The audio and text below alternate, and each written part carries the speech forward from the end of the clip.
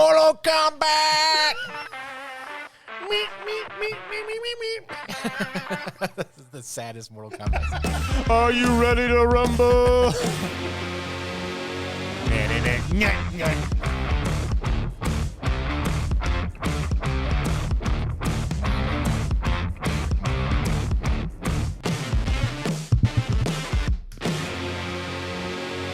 Let's get it on! Hello, and welcome to Entertain This, a fight to the death about movies, TV shows, and video games. Today we're doing a special, crazy episode that we put a lot of effort, energy, and probably a stupid amount of, we're just going to end up arguing at the end of this anyway. That Tom and Hayden put a lot of effort into. I normally put a lot of effort into my stuff. Well, thanks for the acknowledgement there. Yeah. But before we explain exactly what we're doing for this crazy episode, let's do our social media. Mitch. Well, you go to entertainthispodcast.com, which will take you to our Facebook group and page, which is Entertain This ! And Entertain This ! Podcast. You also go to our Twitter, which is @ThisEntertain. Our Instagram, which is entertain.this. And our YouTube and TikTok, which are Entertain This ! The sheer focus. Just don't look at Tom. He's got his blinders up. Like a horse. Muting his micro or his headset or whatever. All right, so we're doing...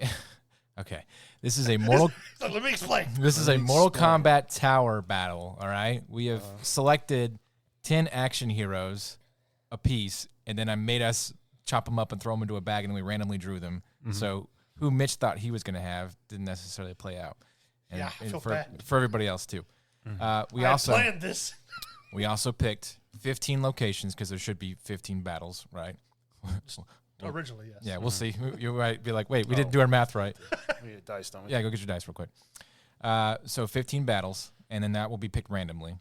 Okay. And then we each have 5 weapons ranging somewhere between a stabby melee weapon to a projectile explosive. You only get to use the weapon once per your hero. Okay. You want a dice to roll for the weapons? No. This is for the locations. So 1 to 15 somehow. So the way it's going to work is, let's say Mitch has John McClane and I have John Wick. All right. That would be a horrible fight. We're going to initiate the fight by first figuring out where they're going to fight.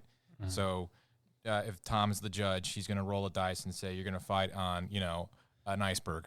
And then Mitch is going to say, okay, John McClane needs some help. He's going to get an RPG. And I'm going to be like, I have John Wick, so I'm good. And then we argue about who we think would win given the environment, the weapons, the odds, and then Tom decides.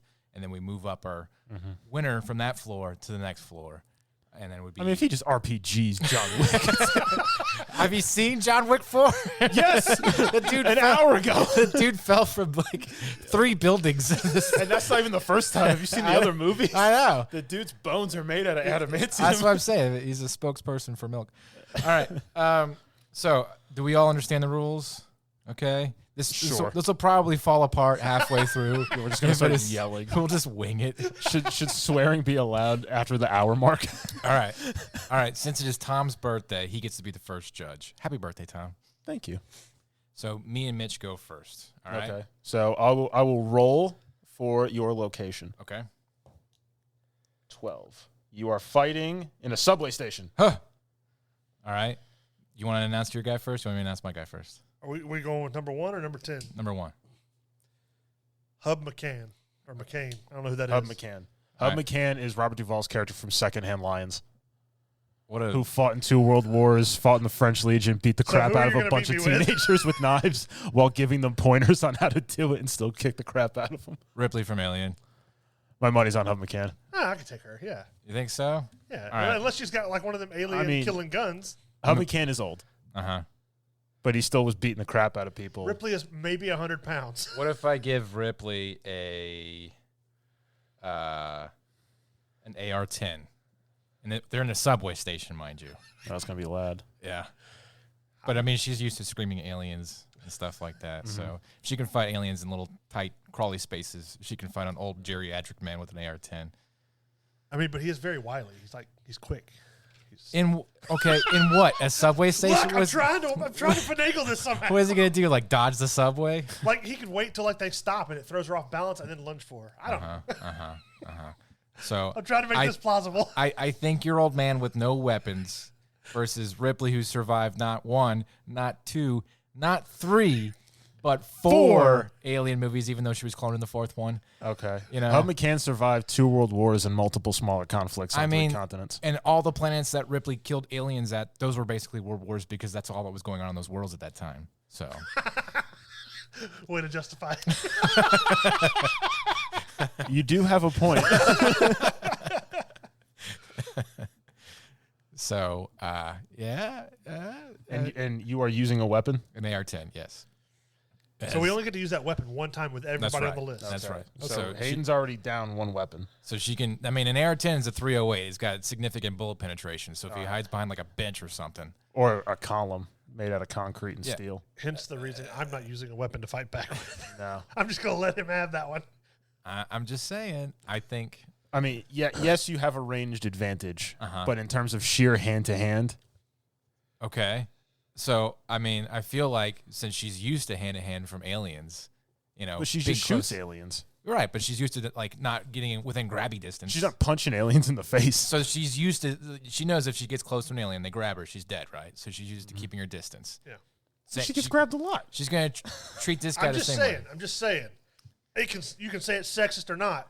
Hub McCann gets a hold of her. She's not getting away. Well, she's like 100 pounds. That's why she's got a gun and she's keeping her distance.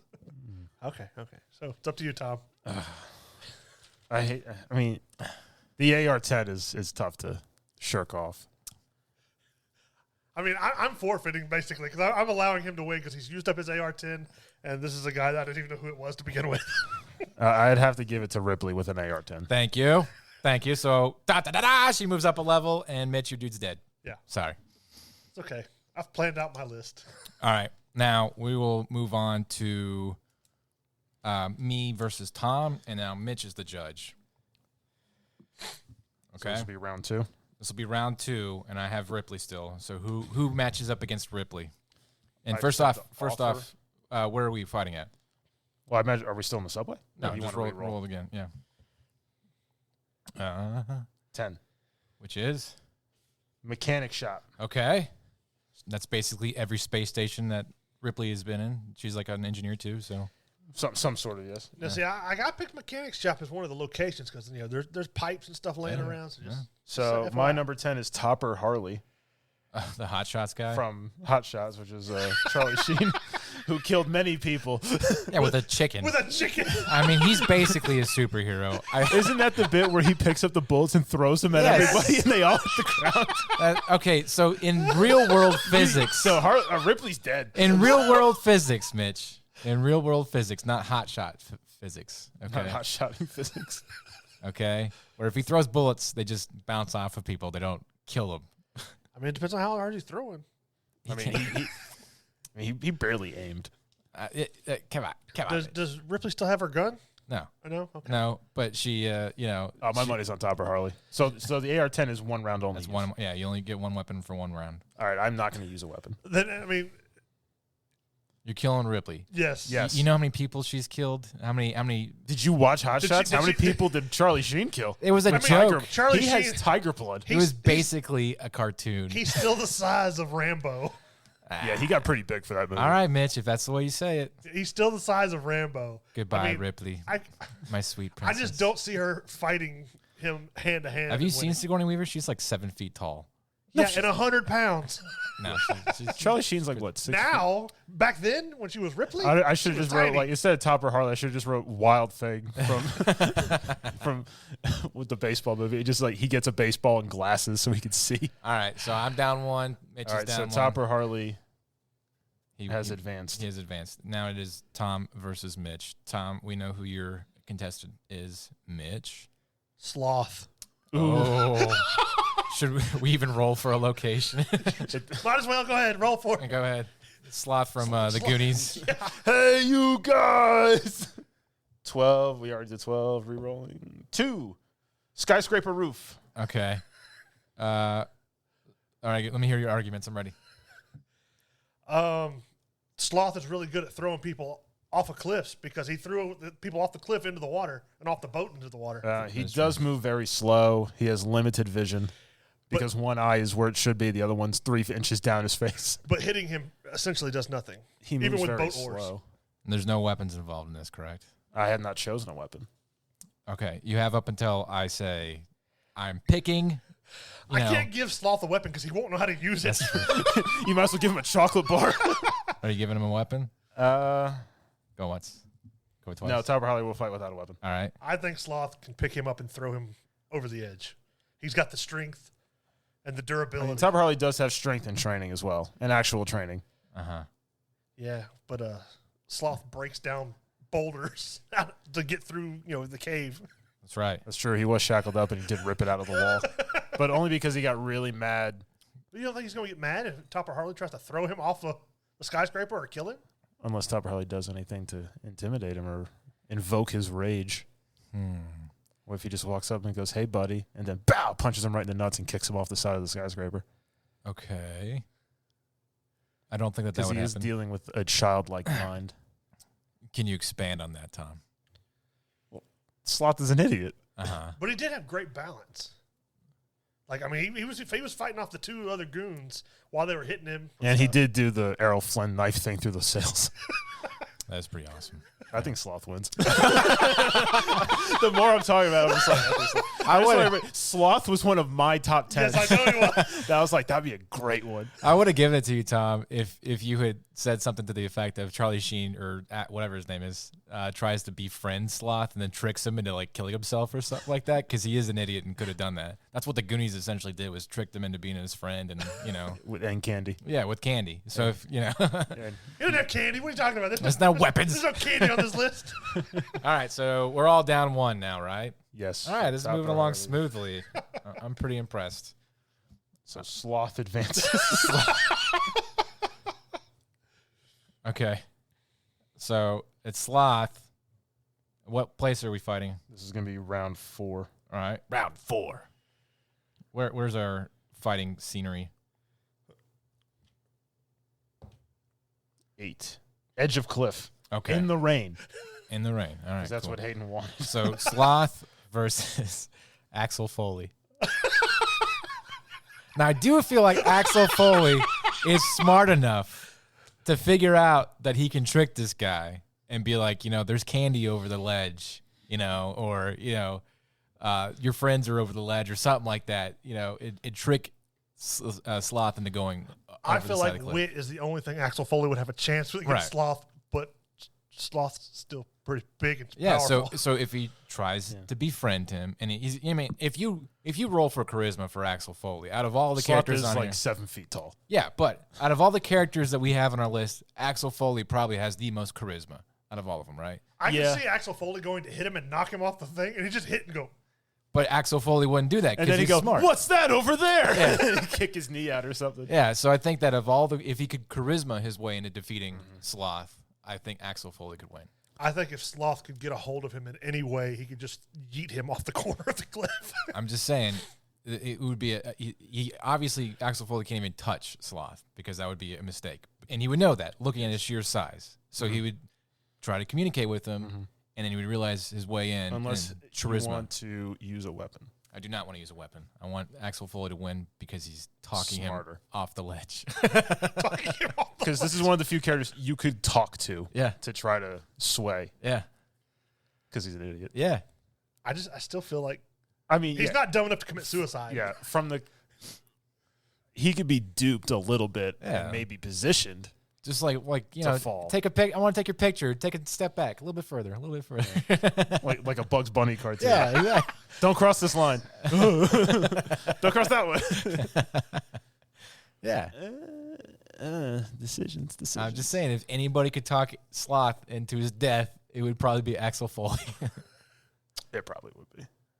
To be honest, he is the most charismatic of the people That's that I true. recall. Fine. I think there's only one person who might physically take Sloth. Or probably, there's probably Well, two. don't announce it yet. We'll see when we get to it. So I don't know. announce your winner, Tom. Sloth. Ah! I think Sloth is just going to... This game's rigged. Hey, guys!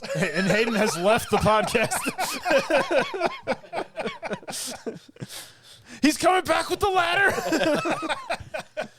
All right, so I'm down 2 now. Sloth wins. Sloth wins. And that's Mitch's guy. It's just going to be a fight. Yeah, he is. You're going to have to burn a weapon to get through Sloth, Tom. I'm just telling you right now. I know. I'm going to have to kill him. So my number 9 is Dalton from Roadhouse. Okay.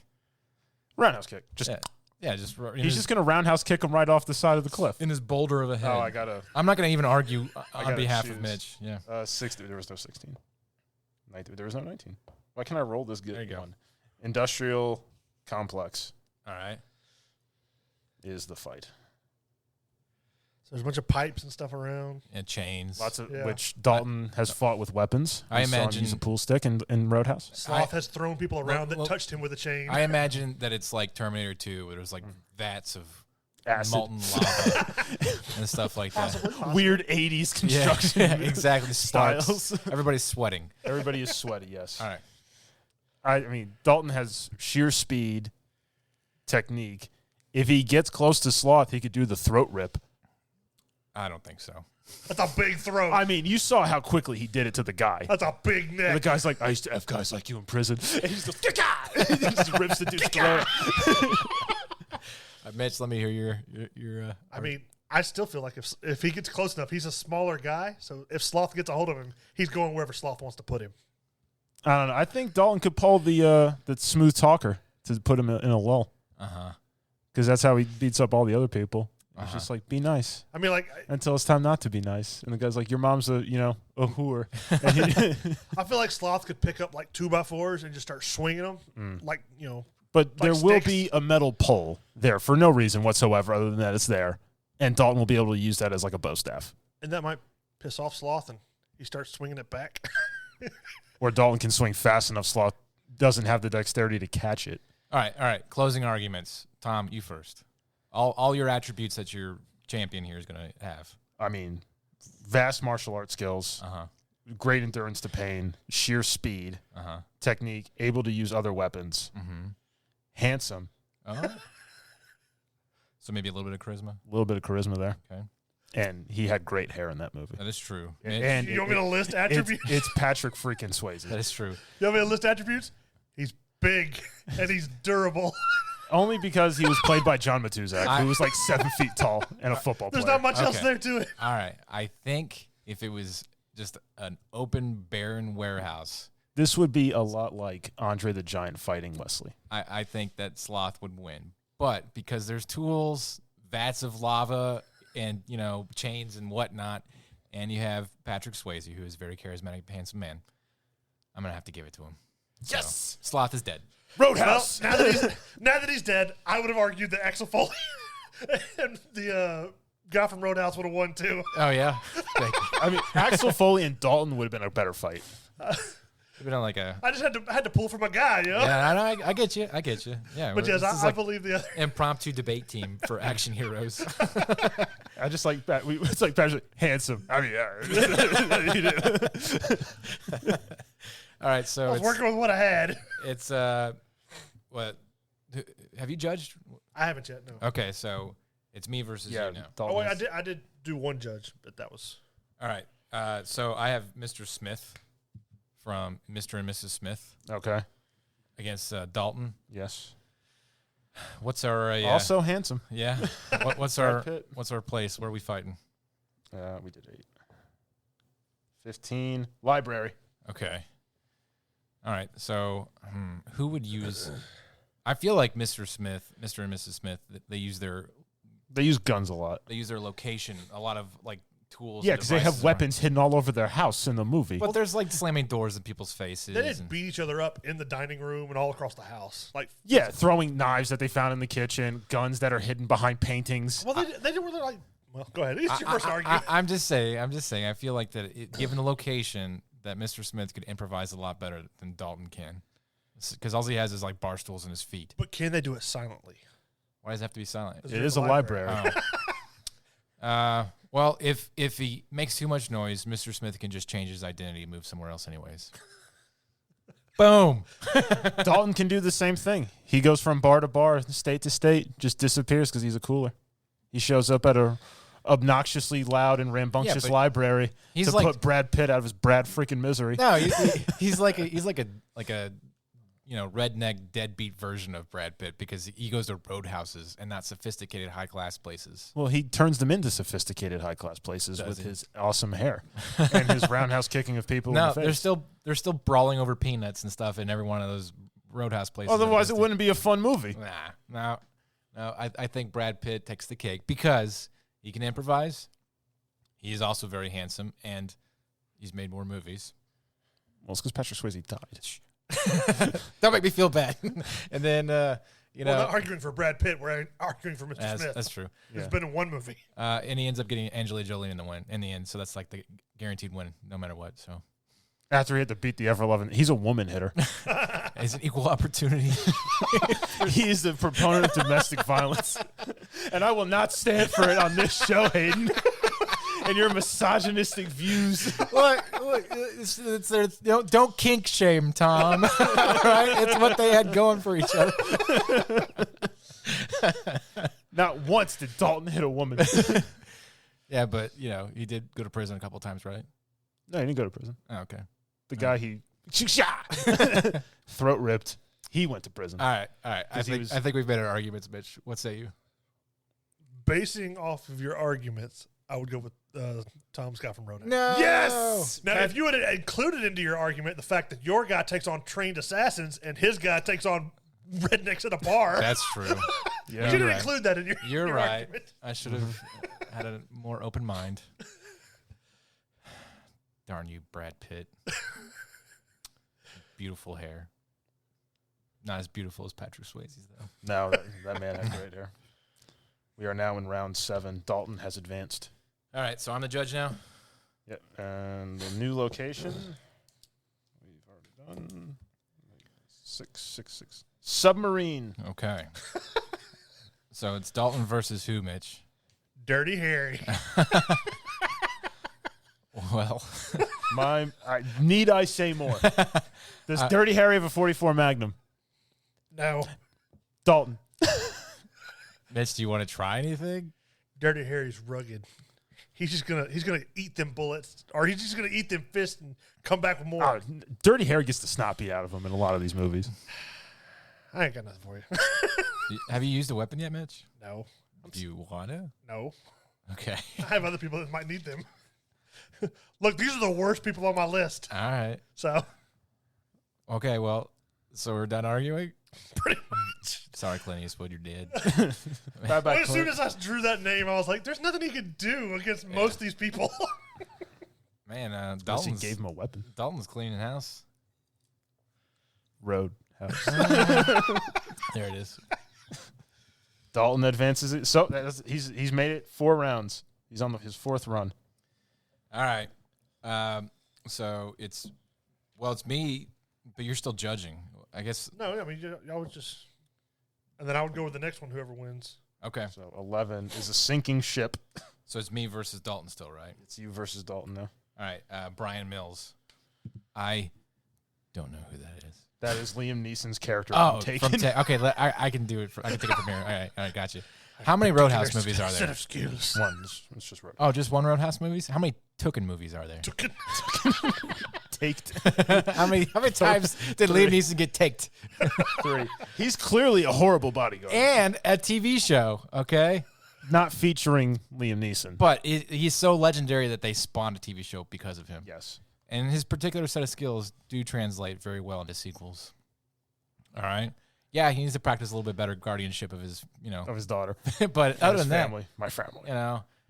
He's killed people with, where are we at? A sunken ship?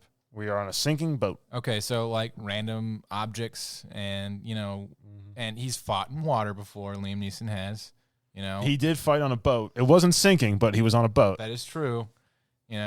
All sorts of things. I feel like given the experience that he has, also trained killing assassins and whatnot, retired and still back in the game because he's pissed off. So I assume that Dalton. But this time his daughter hasn't been taken. I assume that Dalton did take his daughter.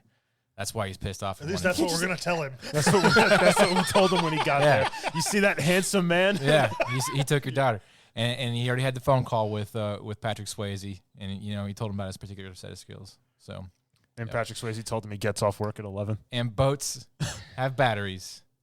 All right. So Oh, okay. so he could, Tie him up and electrocute him exactly. on a sinking boat. It's just going to sink anyway. He's going to get the information that he needs. There is no information. All right, so he kills assassins. He's really good with random objects, and he's pissed off because Dalton took his daughter. I mean, Dalton, also a martial art skilled person, Yeah, able to use weapons or surrounding weapons of opportunity. When Far younger when and faster. when did he use surrounding weapons of opportunity in Roadhouse? Did you not watch the movie? No. The beer bottle? Beer bottles, coffee cups, stools, chairs, tables, I'm just pool saying sticks. the randomness of The taking dude who had a those- knife on his boot and he beat him up and took the boot from him. the randomness of the taken random objects, I think, are more prevalent. I think it would be a smorgasbord for Dalton because now he has a whole plethora of different things to hit people with and roundhouse kick Liam Neeson in the face. Brian Mills is a lot more creative. I think Dalton could be as creative, and All right. he's far younger. All right, Mitch, what do you have? I kind of got to go with Dalton. Yeah! Why, Mitch? Because I feel like Brian Mills, he's good when he surprises people. And he's good at looking up information and It's finding. a sinking ship. He could, disappear and surprise him whenever he wants. Dive in the water and come back up somewhere. Because Dalton's just going to stand on a sinking boat like, well, this is stupid. Why am Yeah. I I still just feel standing? like he's better when he surprises the people. All right. Because We're now entering round 9. Dalton on an unprecedented run. He still has 9 people left, Mitch. I know. By the way, listeners, if one person gets away like Tom does, and me and Mitch are down to like 2 or 3 people left in our list, we can initiate excommunicado and then send 2 people to fight his one guy. So me and Mitch can have 2 Dalton guys. does fight multiple people at once. Oh, well, we're not there yet, so. Just throwing it out there. All right. What happens now? Who's up next? I'm the judge? Yeah. Okay. You're fighting John McClane. Dalton, come on. Where are they fighting? I didn't roll for it yet. You're right, John McClane, not John McCain. Throwbacks. 13. We have Jungle. Okay. And I'm going to give him the suppressed MP5. Oh, snap. Ooh. Give him a weapon, huh? John McClane is good with the weapon. He is. And it was an Specifically submachine MP5. guns. He is. Huh. Yeah. Welcome to the party, pal. Are you using a weapon there, Tam? Are you using a weapon, Tam? What was that crossing? The hell's wrong? Just say it, Tom. If you don't even use a weapon, you ain't got a chance. But it's a Especially- jungle. It's cluttered. There's multiple trees, vines, So you're not things using are a in the weapon. way. And I It's can a- use a suppressed weapon from a distance. So you're not using a weapon, huh? No. Okay. Dalton doesn't, Your Dalton guy doesn't works use. in All right, the all right. bar. Dalton doesn't lower I am now himself listening to your guns. arguments. Tom, you may go first. A, John McClane has to get close enough to get to him. B, he's not wearing shoes, so he's going to just be stepping on stuff and go, ooh, ah, because it is Die Hard 1. He left his shoes in the room. 2, it is a vast different environment than John McClane is used to fighting in. It's not a hotel. You have multiple changes of elevation, different trees of size, vines, cover, concealments that he will have to get through to just get to Dalton. Okay. And Dalton can navigate more easily because he's not trying to walk around with a suppressed MP5 because, which we know, as suppressed, if they're close enough and John McClane shoots, he'll hear it and be able to move quicker. Well, he's not shooting at other people. He's shooting at Yes. And John McClane is not a great hand-to-hand combatant because he was getting the snot kicked out of him a lot Okay. in that movie. One, the same thing Tom said about the location. Dalton has never been in the jungle fighting in a jungle. You don't know his life. Okay. You don't know what he did before Roadhouse. You know good and well he's wearing a black shirt and blue jeans and cowboy boots in the jungle Okay. for Dalton over there. But John McClane, he takes out multiple terrorists covertly inside of a skyscraper. So I'm pretty sure if he can do it in a skyscraper With a gun. He has to shoot. he has a gun. He has an MP5. So he doesn't have to get close. All right. He just has to get you in sight. I'll bring it down to the slogans. I think guns is kind of who ruining this. what's the kill slogan that Dalton says? In Roadhouse? Yeah. He doesn't say anything. Exactly. So John McClane wins. He doesn't have a good cliche. Yeah. So John McClane wins. It was a good run, Dalton. In an was he 1, 2, 3, 4, 5 rounds. Good for him. Dalton has been defeated, and we now enter round done. All right, so it's John McClane versus Mike Lowry. I Bad have Boys. no idea. Okay, which one is that? That's Will Smith. Yeah. So All right, John McClane. What did you say his name was? Mike Lowry. Where they fighting at? That's true. Where are they fighting at? 12. Oh, no, we used 12. There was no 19. 8, we did 8. 9. Very large men's room. Okay, I feel like given the urbanness of this terrain, Mike Lowry would win because all of his fights are very urban, territory. Same could be said for John McClane. Yeah, but like you said though, John McClane is very dependent on firearms. Mike Lowry, he could hold himself. Plus, he's taller, stronger, bigger, has better hair. John McClane's tougher. Michael Lowry, he got shot and went down. John McClane just goes, ah! He got shot, beaten up, blown up, thrown, lit on fire, broken glass, and he's like... But Mike Lowry has so much to live for. He's got to get back to whatever Martin Lawrence has got going on in his life. So does John McClane. He's got to get back to his daughter. No, his family leaves him. Like every movie, it's just more and more depressing for John McClane. Yeah, but they're still around. He's still got to be there for him. Mike Lowry's he's a good, stable family person who's able to support his friends and their marriages. I've never seen Mike Lowry fight anybody hand to hand. Yeah, but it's because he wins. So it happens he real just fast. shoots him. Yeah, exactly. But does he have a gun? No. Okay, then. He doesn't need a gun. John McClane doesn't have a gun, but he doesn't need a gun. He's fought people hand to hand and won. It's very sloppy though. But he wins. And I feel he does win. I feel like there would be a lot of things that Mike Lowry would have in his advantage. Like he wouldn't lose his shoes in the middle of this fight.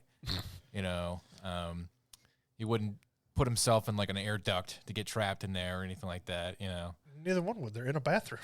A very large bathroom. It's a very large bathroom. Oh, okay. Big old bathroom. with big toilets. Plenty of blunt objects to beat each other up with. Plenty of sinks to get your head hit on. John McClane is good at hiding, so he could just knock Will Smith or Mike Lowry down, hide in a stall, and wait for him to walk by, and then kick the door open, hit him in the face. But he's got to knock him down first. That's not going to happen. Oh yeah. No.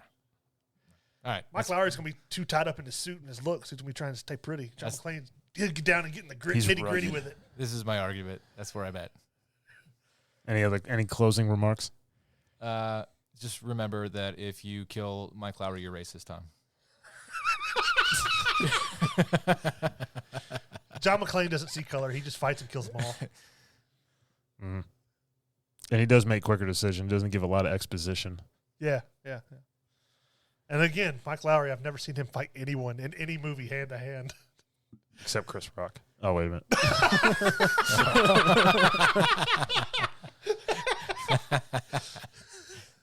I got to give it to John McClane. It's not going to be pretty, but I think John McClane is the one that walks. NAACP right now. John McClane walks out of that bathroom. All right, I'm the judge now. Now, if it was Will Smith from Muhammad Ali, yeah, that'd have been a different story. That's not really like an action hero movie. No, I know, but he'd be Muhammad Ali. Yeah, it would just be Muhammad Ali. That really wouldn't be fair. Chance B. Who's Chance B, Mitch? That was your guy. Chance B. Oh, Chance Boudreaux. Yeah. Yes. Jean-Claude Van Damme from Hard Target. All right. I've never seen that movie. Basically, think of somebody like the Transporter. It's pretty much similar. Okay. As far as skill and all that. What are they fighting? We're going to have to come up with more locations. Or just Old West Main Street. All right. Whatever you roll, just go with whatever he lands on. So like a dirty roadway between saloons. At high noon. At high noon. All right. I'm listening to your arguments. Go ahead. John McClane fights dirty. He'll throw dirt in his eyes. I feel like Chance B would do the same. I also feel that Chance B is a far superior hand-to-hand combatant, and since you have not chosen a weapon, nor have I, it would be basically Jean-Claude Van Damme just spinning, kicking Bruce Willis's butt up and down the street. Mitch, you can't agree with this. I'm sorry. It's kind of obvious. I mean, what is John McClane going to do against Jean-Claude Van Damme, basically? Okay. Is Jean-Claude Van Damme with a mullet? Oh, that's plus 10. All right. Wait, what year was this movie? Because that depends also how coked out It was the Jean-Claude Van Damme. early 90s. Oh, man. He ain't feeling nothing. So I guess we all three agree that. All right. Yeah. Bye, John McClane. Goodbye, John McClane. Yeah, John McClane. He I gave him the one gun just to get rid of Dalton from Roadhouse. Just because. I'm like, I'm sick of out. this. Take him out already. we're finishing this right now. All right. What are we fighting? Tell you in a minute. You just got to start taking rerolls, man. Just roll whatever the first one goes to. 15, library. Okay. So Chance B versus Investigator Chan, which is Jackie Chan. Ooh. I'll let you go first. Mitch. It's Jackie Chan from Super Cop. I'll let you go first, Mitch. Oh, it's not him from like Rush Hour? It's you two. Oh, okay. Yeah, you just gave me the person. And you're like, Mitch, tell him. I was going to let him make the argument for me. Okay, well, I'll go first. So we all know that Jackie Chan's the master of improvised weapons. I mean, you've seen all of his movies. Where are all they of his fighting at? stunts. A library? A library. Yeah. Imagine like those There's a lot of chairs. yeah, the chairs, the tall Books. ladders that like slide, Slide. you know, Oh, the man. awnings, all sorts of things. The stamp. Yep, the stampy thing. You know, All those books. library cards, like basically ninja stars. So, you know, I just want to point out that for somebody that's so argumentative, he is very bad at debating. It's just like, all right, Hayden, why? Because I win. That's why. yeah, I think it's some good points. He's good at improvised weapons, you know, and he's good at fighting people of all sizes. Yes. You know, and And he could do that weird wall skip thing. that's right. And between you know, corners. Jean-Claude Van Damme may be really good at kicks, but he's originally a ballet dancer. That's why he's able to do splits. Jackie Chan, martial arts, trained from the master himself in some movies. Bruce Lee, you know. Yeah, I give it to Jackie Chan. Okay. Tom, what's your argument? I never saw the movie of the guy I'm using. So, I mean, I'm just going off that it's like kind of like The Transporter, but it's Jean-Claude Van Damme in the 90s with a mullet coked out. Is that the one where he beats up all the dudes and he's got like the trench coat on? No, that's Time Cop. Yeah. Isn't? Yeah. No, that's Hard Target too. Oh, is it? Oh, Yeah. okay. Well, he has the same image. Yeah, same image. Yeah, 90s Jean-Claude Van Damme. Yeah. He's so coked out, he doesn't even know what's going on. So to him, this is just a simulation in the Matrix. He just thinks this is what's happening to him that day because he just did $5,000 worth of blow in the bathroom of a library. And we all know that Jean-Claude Van Damme is a huge prima donna back in the 90s. He quit movies because he didn't have his face seen enough. Jackie Chan broke bones, every bone in his body for his roles. More than once. More than once. So, much tougher in a fight. Any final thoughts, Tom? Nope. I'm just picturing like Jean-Claude jumping up doing a split in between two shelves, and then Jackie Chan just coming from different sides of the shelves. just kicks him in the hitting balls. him in between the shelves. Like Kicking the chairs out from under his feet. so, yeah, I think Mr. Chan wins. Inspector Chan. I think that's like the first one of one. No, you won Ripley at the beginning. Oh, that's right. I had to give her a gun, though. I kissed an old man. All right. Investigator Chan advances. Yay. All right, now, Mitch. who you have against Investigator Chan? John Spartan Ooh. from Demolition Man. All right. What? Where are they fighting? Where are they fighting? Quit rolling high rolls. This was D&D. I You'd can't be killing it. I know. 11. Sinking ship. Okay. Are you gonna give a weapon? No. Sinking ship. Sinking ship. Ship. I'm gonna look at my weapons. I've Yeah. used. AR-10. So you still have nunchucks, RPG, suppressed Glock, and baseball bat. I'm gonna give him nunchucks. Oh, that's right. Mitch used suppressed MP5. You were going to give the nunchucks to Investigator Chan. That's right. Racist. Jackie Chan has nunchucks. You know he's basically undefeated. But he's in the water. He could be in the On water. a sinking boat. It is maybe sinking. I'm picturing more like waist high, which is like good nunchuck, whipping range. Whipping. So Why am I trying to argue with this with you? Just I feel like I don't need to say much more. Close range, canted environment because that's the chaos screams Jackie Chan. He's totally gonna win in a situation like that. John Spartan takes out in his prime Wesley Snipes. Yeah, but where's Wesley Snipes on this list? He's a bad guy. He's not on the list. Exactly. we didn't do bad guys. So I feel like given the way things are, and basically since Demolition Man's a science fiction movie. I didn't pick the guy. Oh. I just got stuck with him. Oh, okay. This is my argument. I feel like Jackie Chan would win. Just saying. He's got all the elements in his favor. I mean, John Spartan, if he could get a hold of him, he could just hold him underwater and drown him. A weapon, chaotic environment, he's going to win. Mitch. It's been a while since I've seen Demolition Man. I'm trying to think. What has he survived?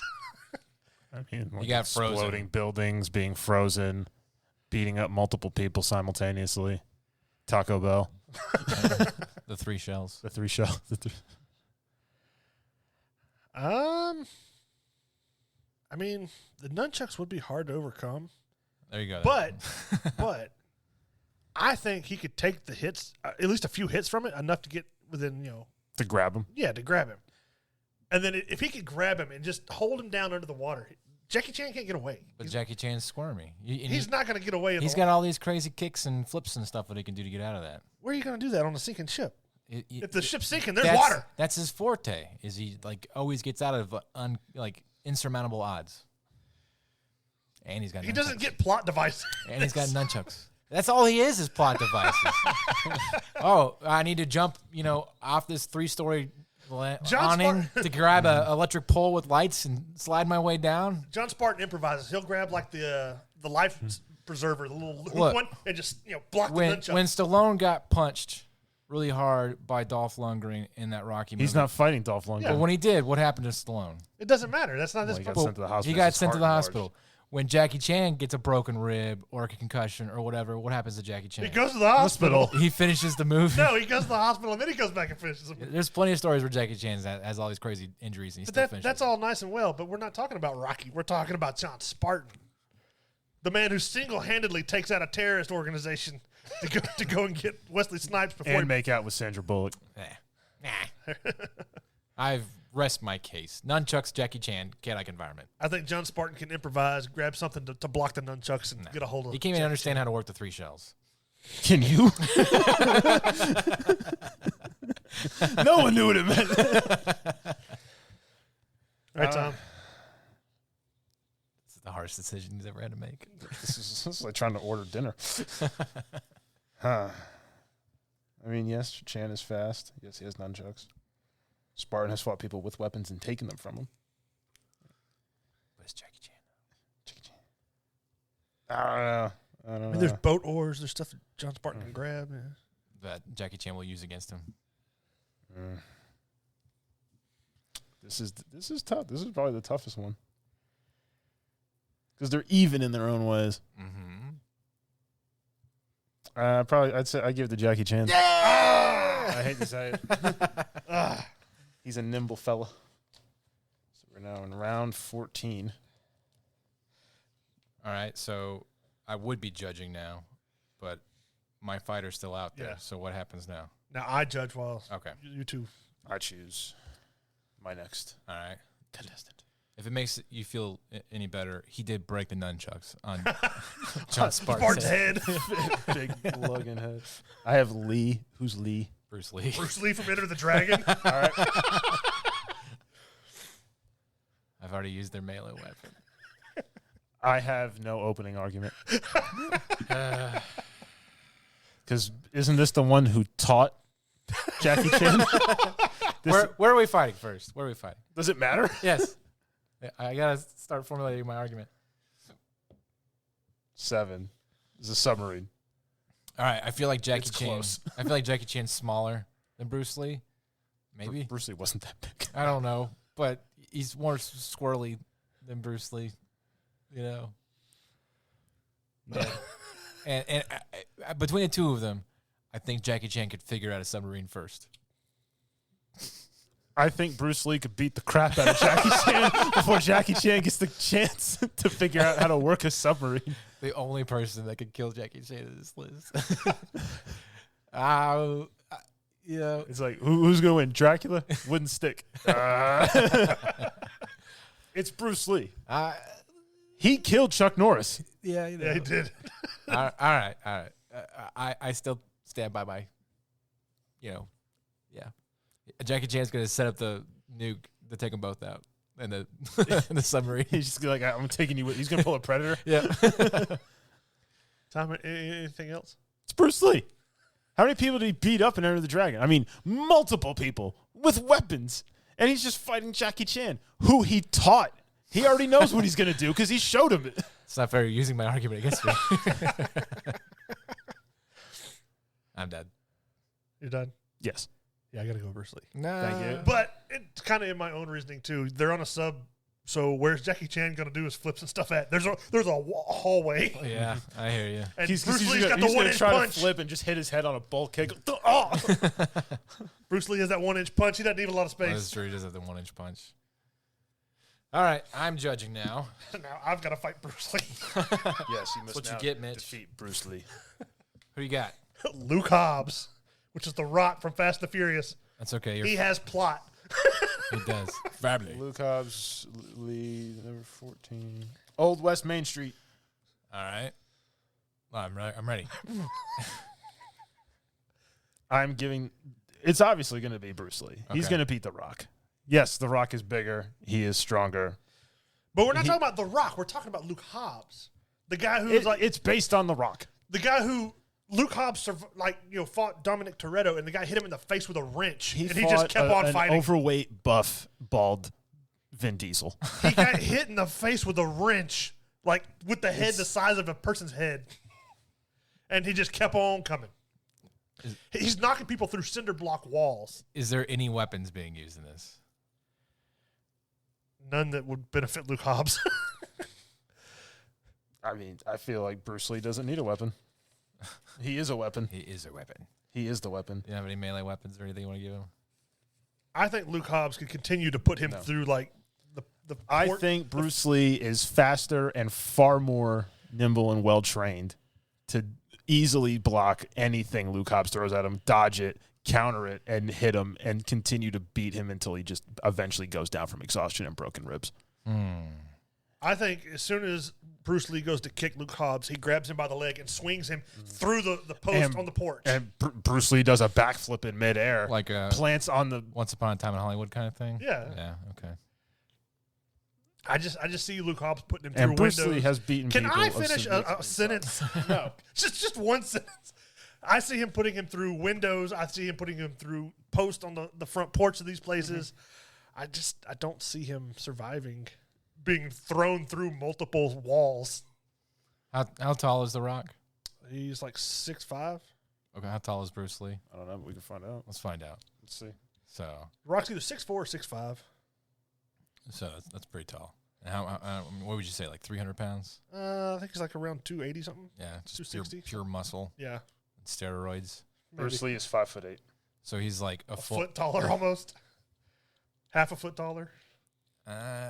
You sure you don't want to do a weapon there, Tom? Bruce Lee holds the world record for kicking a 135 kilogram sandbag to the ceiling, which was about 5 meters high. That's Bruce Lee. That doesn't say Lee from Enter the Dragon. Did he do that in Enter the Dragon? I don't think so. Did you see any bags from the kick? But no, he could do it. I mean, I'm not taking the Bruce Rock Lee in Enter from the Dragon WWE. beats up big people. Well, in Scorpion King, the Rock turned into a scorpion. I mean, I can't use other movies and outside. I'm talking about the movie we were using in Enter the Dragon. What did he do? He beats up people bigger than him. What's the craziest thing that Hobbs does? And Not in a vehicle. I mean, in the movie Hobbs and Shaw, he literally takes people and like concrete walls. He's like punching holes in them and knocking people through the wall. okay, Let us also preface this. This is a Fast and Furious movie. Doesn't matter. That's part of the movie. This was based on real martial arts. We're arguing about characters, not actors. All right. If there's no weapons being issued to these fighters, I have made my decision. I'm going to go for the guy that's a foot tall and probably 150 pounds heavier than Bruce Lee. Sorry. You're a fool. Just saying, we're not arguing the actors. We're arguing the characters from the movie. And if they're just in the open, nothing of a street where it's just fists on feet and stuff like that, yeah. But think of how much room Lee would have to move. Yeah. So, but he still has to close the distance to touch him at some point. Well, yeah. Yeah. Quickly. And then he grabs him, and then it's over. Maybe I'm wrong, but still, this is what I guess. Like I was saying, he took a wrench to the face from Dominic Toretto with hardly any effect. Well. Because his head's made out of cement. Doesn't matter. All right, so it's my turn. Yeah, it's be you against Mitch. Number 12. Subway station fight. All right, I have Martin Riggs. He's not much bigger than Bruce Lee. But Martin Riggs is crazy. He is crazy. I think he would stand out in the subway area waiting for Hobbs to come fight him. You know, to have there be a level playing field. Like the trains are coming. What are you gonna do? You know, you do the whole Mel Gibson's taller. Is he really? Taller than Bruce Lee. Yeah. Oh, than Bruce Lee. Oh, I was gonna say he would do the Three Stooges things too, slap his face and stuff like that, trying to goat him in there. So Luke Hobbs would only be half 6 inches taller than Martin Riggs. All right. I think as crazy as Martin Riggs is, and as careless special forces and careless about his life, way more than Hobbs is, he would have the upper hand. I'm just saying. You are so bad at articulating. If you want to argue about people fighting, hand to hand, Jet Li beat up Martin Riggs and what's the other guy? But it's not Jet Li though. But a guy that's martial arts beat up both of them, uh-huh. And we just said that Luke Hobbs beats Bruce Lee in a hand-to-hand fight. Yeah, but Martin Riggs killed him in the movie. That's right. Only because they fell into water and he drowned they him. fought under. They fought in a terrain that was more neutral, a subway station where there's trains barreling down. And there was 2-on-1. Okay, so he's got the train on his side. All right, so does Luke Hobbs. He just throw you in front of the train. Luke Hobbs would be more scared of the train than Martin Riggs would be because Martin Riggs is crazy. He's around vehicles all the time. No, Martin Riggs is crazy. He's not worried about being ran over by a train. In fact, he welcomes it. He's not even worried about getting shot. He's suicidal. Luke Hobbs jumps out of a building and falls down onto the little window washer thing, and then when that wasn't far enough, he jumped off of that and landed onto the little awning to get to these people that were trying to get away. All right, Martin Riggs has an RPG.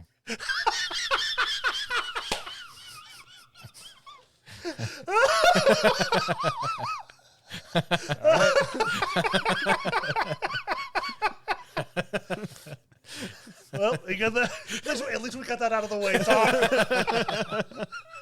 I mean, I have no more argument. No. If that being the case. Although Luke Hobbs has survived multiple explosions in all the Fast and Furious. I just want to say how precise Martin Riggs is with his firearms. Okay, if he hits directly with an RPG, there's no surviving that. Can we have dual knockouts in this? Because if you shoot an RPG in a subway, it might make the whole thing collapse on top of him. No. Do you have any idea? Shut up! Just go. It's like a grenade explosion. I know. It's like a 10-meter explosion. I'm just trying to convince Tom to find some way out of this. So yeah, Luke Hobbs is a ridiculous character. Pure fantasy, pretty much. He might as well be a superhero. Yeah. Martin Riggs is actually a special forces Vietnam vet. Cop on the ragged edge. Great hand-to-hand training. With an RPG. Great with weapons. And an RPG. Yeah. Has made kill shots at over 1,000 meters or a mile. Something like that. That he referenced in the first one. Yeah. Diplomatic immunity. It's been revoked. Even though it's Murtaugh says it. But yeah. And an RPG in an enclosed environment. Yeah. Plus the shrapnel of all the ceramic. I mean, Luke Hobbs would probably just shake it off if it was the movie. But I would give this to Martin Riggs. Oh, thank you, Tom. I mean, once you gave him an RPG, it's kind of like, yeah. It's kind of like When there's nowhere to go, you're in a subway and he's got an RPG, yeah. I tried making my case without it. Wasn't going anywhere. So I was like, nah, get a thing. Martin Freaking Riggs. All right, so it's him versus you now, Tom. No, it's you versus two. Martin Riggs versus whoever Tom's got. That's what I meant. Martin Riggs isn't him. You sure you know what's going on there? Yep. Okay, we now advance to Indiana Jones. Dun, dun, dun, dun. He has a better theme song. He has a whip. No, he doesn't. How many got a Nazis hat. have you seen Indiana Where are Jones we fighting? just beat Where are we up? fighting first? If it's a jungle, Indiana Jones wins. 13. Jungle. But Martin Riggs, Vietnam, all right, Vietnam veteran, Special Forces Vietnam veteran in the jungle. So I'm pretty sure. Sure. The resourcefulness of Indiana Jones. He has taken on multiple people simultaneously and beaten the snot out of multiple Nazis. Plus those dudes from Temple of Doom, I don't remember what they were called, and Russians at an advanced age. But we're obviously talking Indiana Prime. All right, first off, Indiana Jones 4 doesn't count because that's not a real movie. All right. No. And second off, And how many sounds did you hear with him punching dudes right in the jaw? Second off, all right, Indiana Jones, he doesn't actively go out to kill people. Martin Riggs, it's a ride or die situation for him. Okay, if he's on the case, somebody's dying. Okay, and if he's The same could be said for Indiana. I don't think so. Indiana Jones only cares about getting something and getting out, and usually all of his plots devolve into him like just meddling in something that didn't matter anyways, because whatever he's trying to get didn't matter by the end of the movie anyways. Why are you blinking so much? I'm trying to formulate my words here. It's like he's going insane. Like his left eye is just like, I'm right.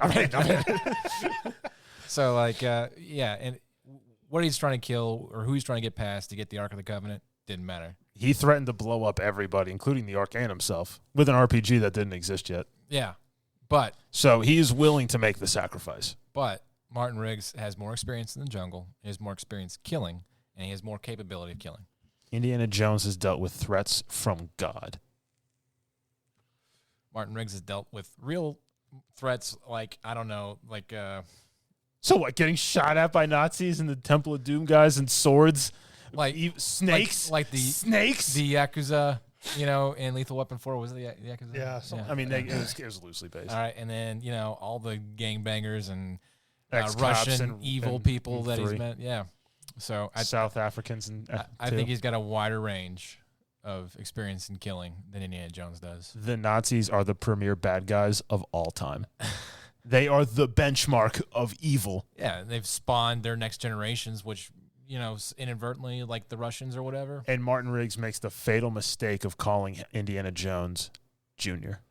Junior, just to piss him off to get into his head because he's Yeah. crazy. Yeah. And then Indiana Jones goes bat nuts and beats the crap out of him. Harrison Ford's bigger. By how much? Harrison Ford, I think he's like 6'2". Let's see how tall Mel Gibson He's is. 5'10". Mel Gibson is? Yeah, I looked it up for the Martin Riggs Luke Hobbs fight. All right. Well, I rest my case. Harrison Ford is 6'1", So he's, 3 inches taller? right? All right. I rest my case. You done? Leather jacket. I gotta go. It offers protection. I gotta go with Martin Riggs. Thank you, You Mitch. should. I tried. Sorry, Indiana.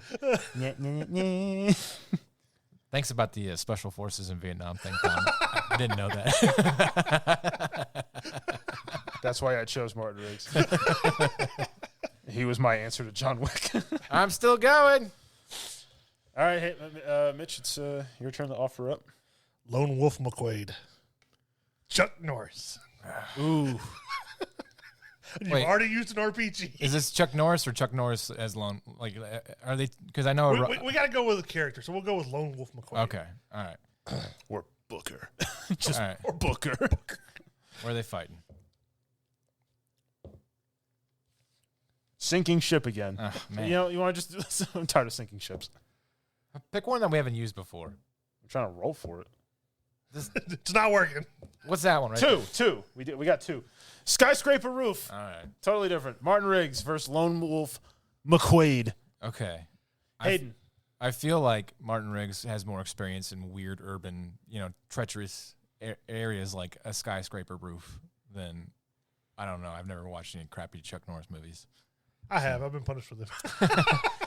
So I feel like given the circumstances, and don't forget, he's a Special Forces Vietnam veteran, a cop on the edge, no reason to live, willing to jump off that roof to take Chuck Norris with him. And they're both dead. Yeah, but I think you really want to jump? I think he would do it. I think he would. So. No, they'd land on the inflatable thing, and Mel Gibson would just be laughing. Go, you want to go again? Let's do it again. Basing off of their skills that I've seen in the movies, I would say Chuck Norris just roundhouse kicks Martin Riggs to death without even having to throw him off.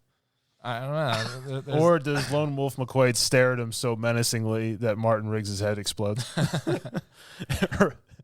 His beard opens up and a fist comes out and punches him. I feel like Martin Riggs has experienced enough chaos and life and death situations that he could take it and find a way out. McQuaid's got the he's basically a superior Vietnam vet. And, he's taken out multiple armies by himself. How many more people? And granted, he had guns. How many more people do you have on your list? 4. Okay. Including Chuck Norris. All right. Yeah, I rest my case. I think how that's much fine. hand-to-hand fighting does Chuck Norris do in this film? I'm very limited. Most of it's like, hand-to-hand with a knife. But there you go. when he does, he's taking out like 2 or 3 of them at a time. I mean, you saw the end of Lethal Weapon. Was it? Yeah, 1, where he beats the crap out of Gary Busey. Gary Busey, hand-to-hand, in the mud, right? Any of us could beat up Gary Busey in the mud, hand-to-hand. Like any of us. Well, today. I don't know about 1986 or 1987 Gary Busey. Before his motorcycle accident. Yeah. When he was fully lucid. Yeah. Or even after. How am I doing? I'm just saying, it's Lone Wolf McQuaid. He's got all the martial arts skills. He's got the Vietnam. All right, I'm saying it. Chuck Norris is overhyped. All these jokes, it's just to make fun of Chuck Norris. Chuck Norris can push the earth down. It's all because they all know that he's just crazy and a radical Superman character. wears Chuck Norris pajamas. All of these jokes. When Chuck Norris left at home, he told his dad, "You're the man of the house now." All these jokes come because Chuck Norris is so strong in the movie. No, it's just them spoofing him because they know he's not really like that. I'm calling it. It's the truth. He was killed by Bruce Lee. It's true. Not Lone Wolf McQuaid. He wasn't. No, obviously not Lone Wolf McQuaid. Chuck Norris doesn't die in his movies, except that one. But it wasn't his movie. Yeah, how many movies has Martin Riggs died in? Well, none. Exactly. So. Good argument. He is 4-0. How many times has Martin Riggs been saved by Murtaugh? Yeah, but it's the power of friendship. Well, Murtaugh's not there for him this time. Power of friendship, all right? Lone Wolf McQuaid has no friends. That's right, because he takes out the entire army. He doesn't need friends. Yeah, because he's a lone wolf. So what's the point of him even existing? He's got no purpose to live, no drive. Yeah, he works for the government. Martin Riggs is a broken character that needs to survive because he's learned life after his wife's death. That he there's more purpose to living. So. And then he ends up marrying Renee. He might get depressed enough just to jump off the building himself. But he's learned. That's why he's so on the edge right now. Mm-hmm. Yeah. He does stare down a sniper who's shooting erratically at him and challenges him, and then he kills him with a pistol. Thank you, Tom. I forgot about that part. McQuaid does take on the entire Viet Cong by himself and wins. But using guns. It doesn't matter. And Martin Riggs takes on most of the people with guns. I mean, like, isn't it Chuck Norris, one of his movies, the ones where he shoots a helicopter down with a pistol? Probably. Yeah. Then again, John McClane did the same thing. Isn't that just, like, ridiculous? Can't we just call these fantasy rules BS and just, I think in terms of sheer hand-to-hand butt kickery, I have to say Martin Riggs. Are you joking? I think Martin Riggs would beat him up. I think he would. You want to take out all the special rules and then say that he would beat Chuck Norris in a hand-to-hand fight? Yep. You heard it from the judge. I think Martin Riggs would beat Lone Wolf McQuaid. You got to stop drinking. I haven't been. I am sober. All right, Martin Riggs, we're moving on to the next round. I think, yeah, I mean, he's got the skill set and the drive and the speed. Okay. Okay. I've got 3 people left. And all my weapons. Well, all but one. You've only used one so far? Yes, the MP5. I've used 2. So, all right. Who you got, Tom? Who's going up against Martin Riggs? Robert McCall. I don't know who that is. That's The Equalizer? Denzel from The Equalizer. No, he's pretty good. Hopefully it's not like an industrial complex or something like that. Roll the dice, Tom. Hopefully we're in that dusty highway by a saloon. Or 11. Sinking ship. I hate sinking ship. 5. What was 5? Missile silo. Ah, darn it. What weapons do I have left? You have suppressed Glock and baseball bat. I'm not using a weapon. So. Robert McCall took out a bunch of... Oh, never mind. I'm not arguing for him. Never mind. Go ahead. All right. I think because it's Martin Riggs and he's crazy, life or death situation. Crazy only gets you so far. He's going to hit that go button on that missile, the launch button. While handcuffing himself to it. And Robert McCall's going to go, okay. And he's just going to stand back at arm's reach and watch him fly away. Then he's going to be like, if I'm going down, you're going down with me. And they have like 3 minutes to figure it out, so to speak. So, yeah. I've seen bits of The Equalizer where he times himself. I was going to say, he just said he got 3 minutes. He'd be like, challenge accepted. I forgot about that part. And takes out multiple people simultaneously. Yeah. In a Home Depot. I mean, we see Martin Riggs fight pretty Home much Depot. one-on-one. Yeah. Whereas Robert McCall can take on multiple and beat the crap out of them while trying to set personal records for himself. I think that... And he does that cool slow motion projecting what he's going to do to everybody in the room. I think that, with no prep time. Because it is a life or death, environment as a missile silo is, I still give it to Martin Riggs. He's just called Martin Riggs. Robert McCall's called the Equalizer. He has a cool nickname. Other than he's crazy, do you have any other arguments? No.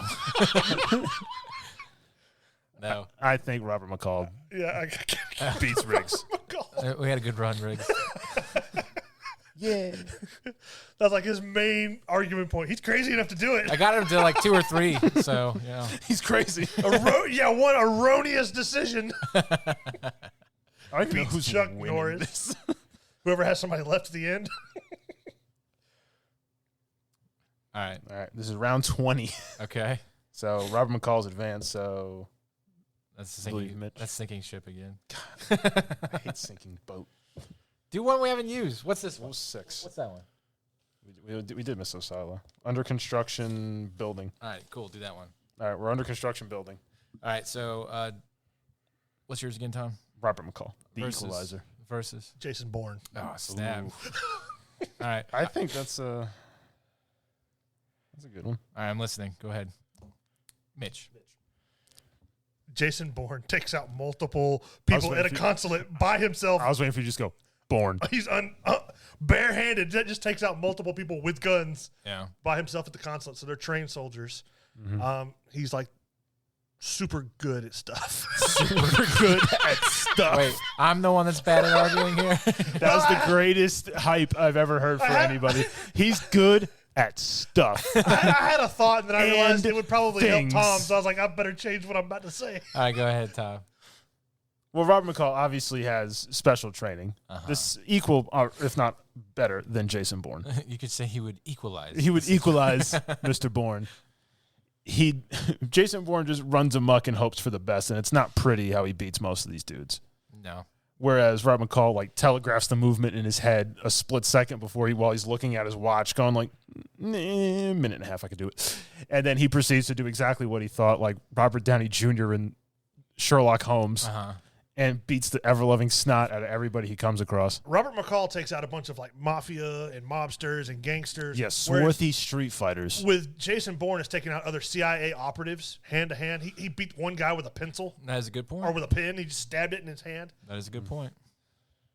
I mean, Robert McCall was using weapons of opportunity when he beat up those mafioso type That is chaps. also a good point. Where are they fighting again? We say number 3. Under construction building. So you feel like Multiple things that he could hit Jason Bourne with. I mean, I think Jason Bourne is just as like savvy when it comes to. Until Jason Bourne goes for a move, Robert McCall blocks it, picks up the nail gun, nails his pant leg to the wall. Robert McCall and then punches him in the nuts and then nail guns him to death. Robert McCall had a lot of prep time in that movie when they came to the Home Depot to get him.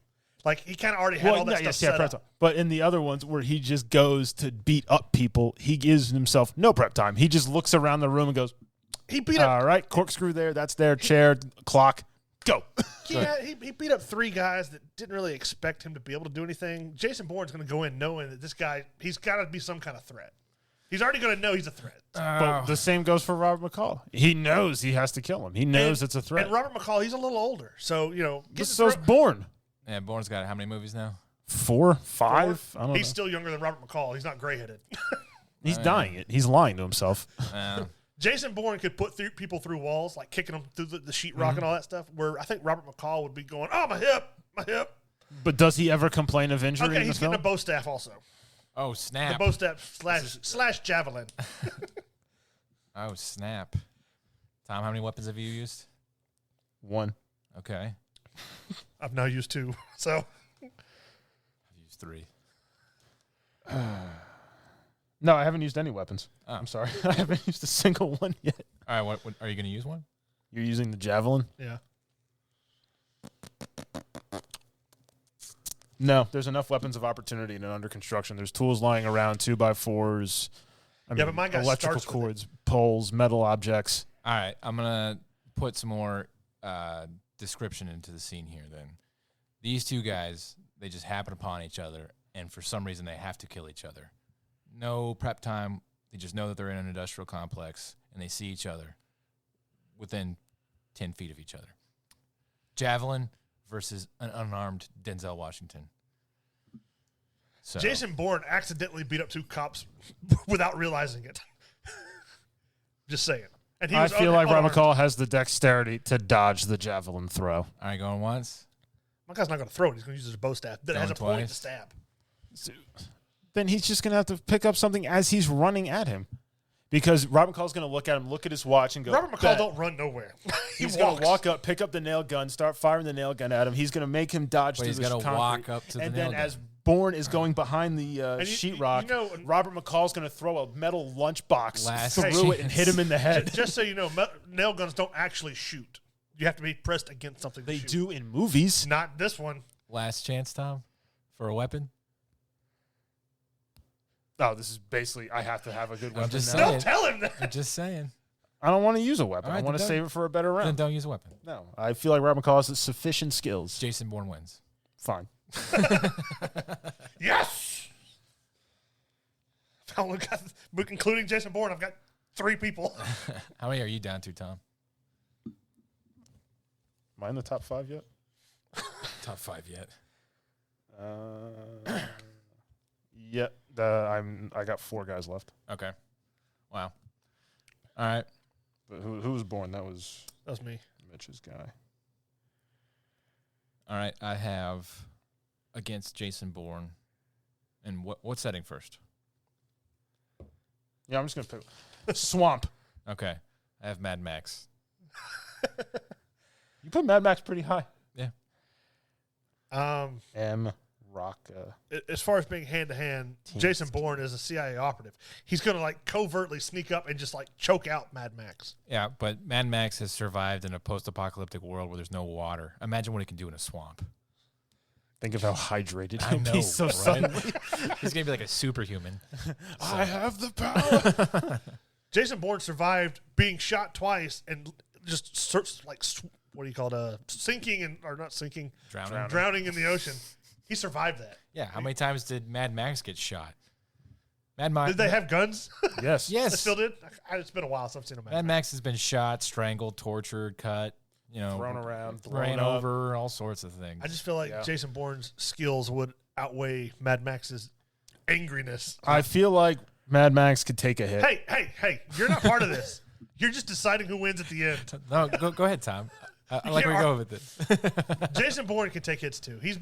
He's fought, like I said, multiple CIA operatives that pretty much put a beating on him until he just turned it around and improvised and killed him right there. He did some Matt Damon.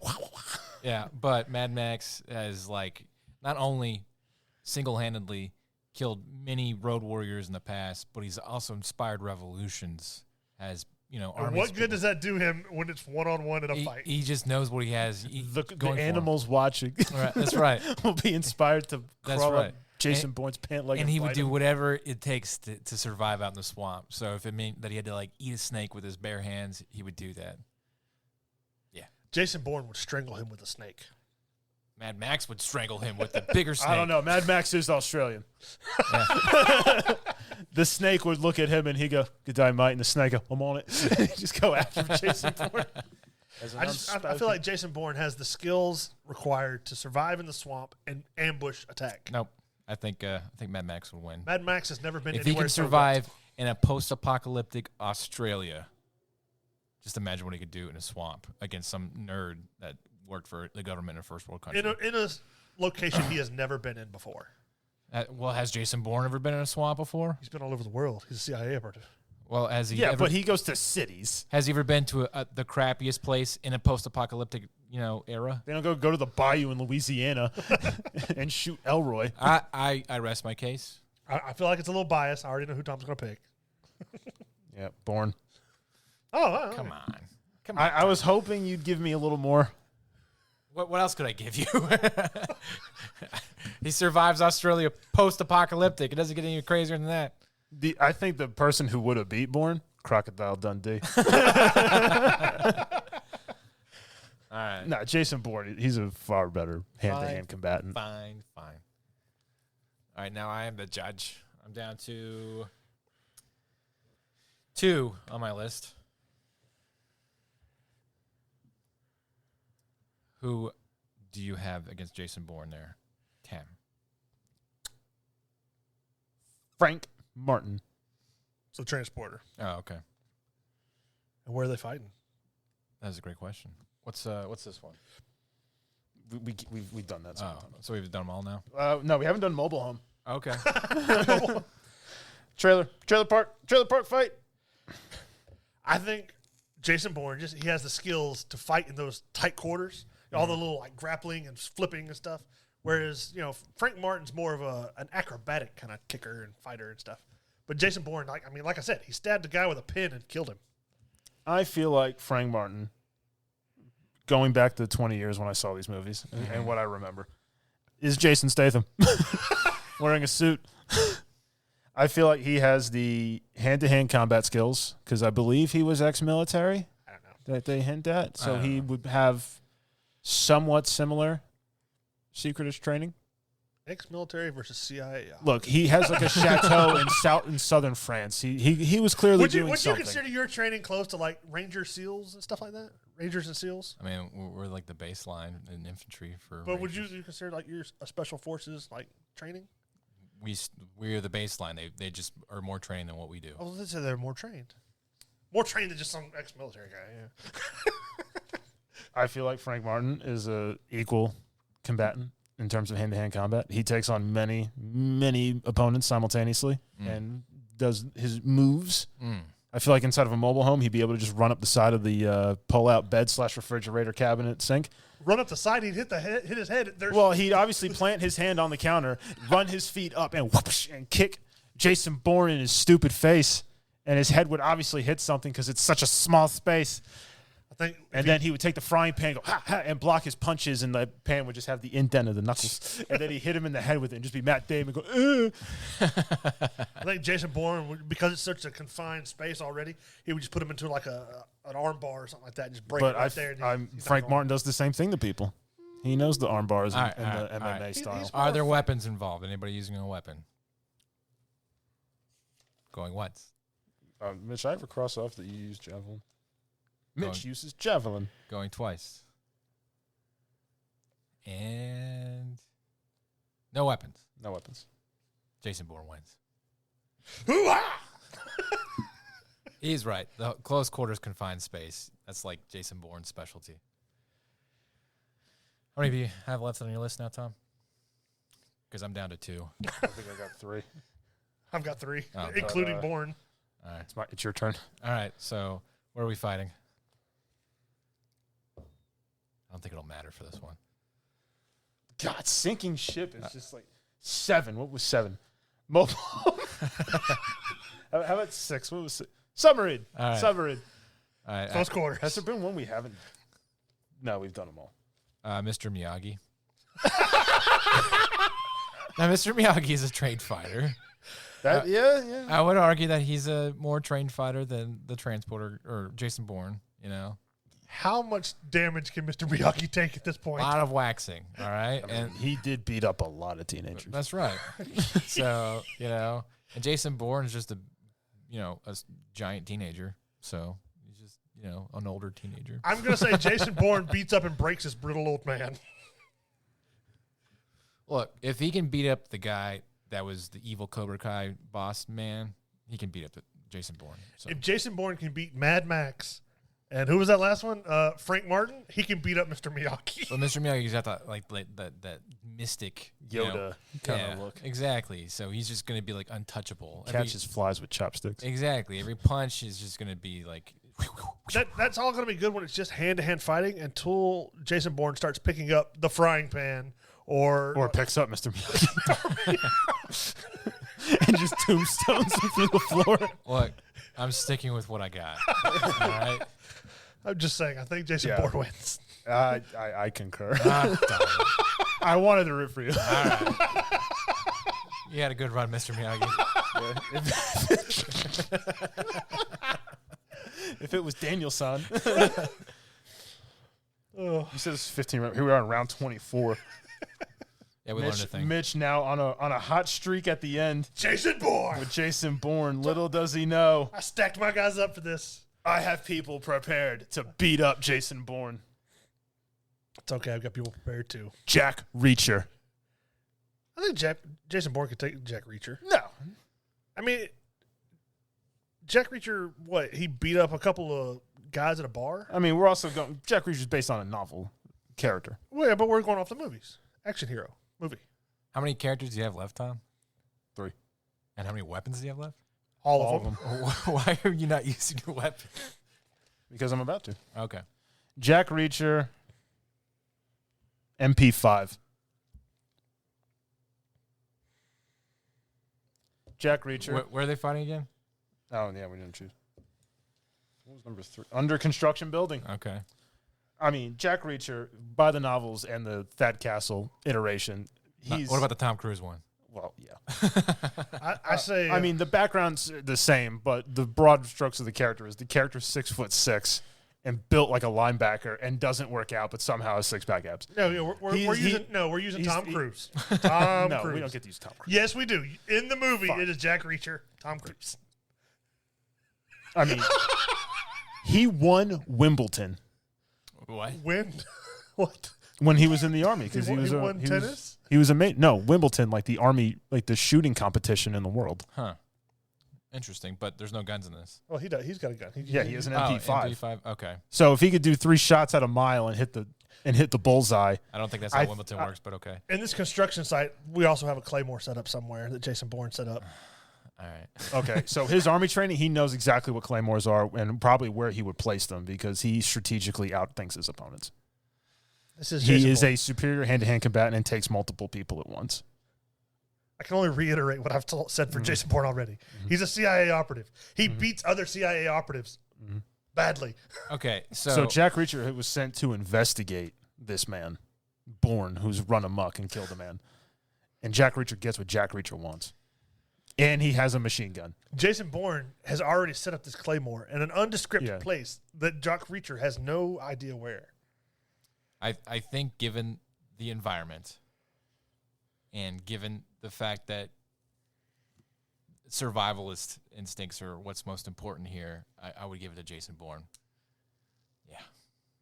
You're insane. Just because you would have set up the Claymore in a way that would kill Jack Reacher in an industrial complex.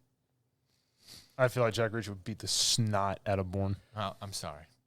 Hand to hand, Jason Bourne would beat him every time. Really? I don't think about that. I don't think so. No. Especially if you go by like book version. We're not going about book version. I think you did good. To Or use even the show. I think you did good. You did good to use the. Big Thad Castle would beat the brakes off of him. All right. Yes, he would. I'm down. But we're not using that version. I'm down to my last guy. But where are we fighting first? This is round 25. Hang on. How many do you have left? This is your third to last? Yeah, I got 3 total. God. What was his dice? Weighted? It was number 10. Mechanic shop. Okay. That's different. I have John Wick. Well, Mitch. Save the best for last. Would you like to use a weapon? I'll tell you what you have left. You have a katana and an M60. All of which John Wick could use against you. No, well, not. Jason Bourne. Jason Bourne can beat John Wick. He's almost skilled and trained. I'm not going to even say anything. And John Wick does have like the bulletproof Shut suit. up! Quit arguing for him. We all saw the movies. That's what he's wearing. Stop! It doesn't matter. It only matters what he argues about. What he can convince you of. John Wick. I rest my case. It's Jason Bourne. Oh my God, it's Jason Bourne.